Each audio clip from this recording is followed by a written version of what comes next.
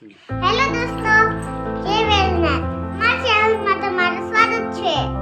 આજે હું તમારી સાથે એક સરસ મજાની વાર્તા શેર કરીશ. આ વાત 15મી સદીની છે. એ સમયે ગુજરાતમાં મોહમ્મદ શાહ બેગડાનું શાસન હતું. મોહમ્મદ શાહ બેગડા પાસે એક કિંમતી સફેદ હાથી હતો. એક વખત એવું બને છે તેના હાથીની ચોરી થઈ જાય છે. રાજા હાથીને શોધવા માટે ખૂબ પ્રયત્નો કરે છે, છતાં પણ હાથી મળતો નથી. પછી રાજાએ કોઈએ કહ્યું કે તમારે કોરે હાથીને ગોતી આપશે. જેને એમ થયું કે અમને એકવાર બોલાવી લઉં. પછી હાથીને ગોતવાનું ચાલુ કર્યું. પછી હાથીને પગલે પગલે ચાલવાનું શરૂ કર્યું. હાથીને ગોતા ગોતા પાવાગઢ પહોંચે છે અને હાથીને ગોતી કાઢે છે. આવા કૌશલથી રાજા બહુ ખુશ થયા.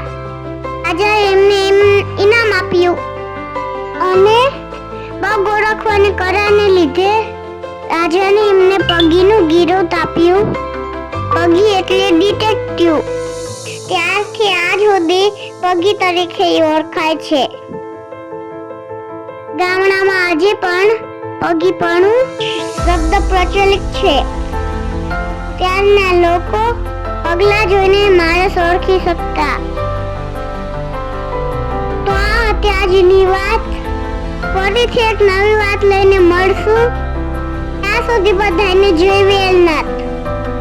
મારી ચેનલ પર તમે નવા હોય તો ચેનલને સબસ્ક્રાઇબ કરો, શેર કરો, લાઈક કરો. જય મહાદેવ.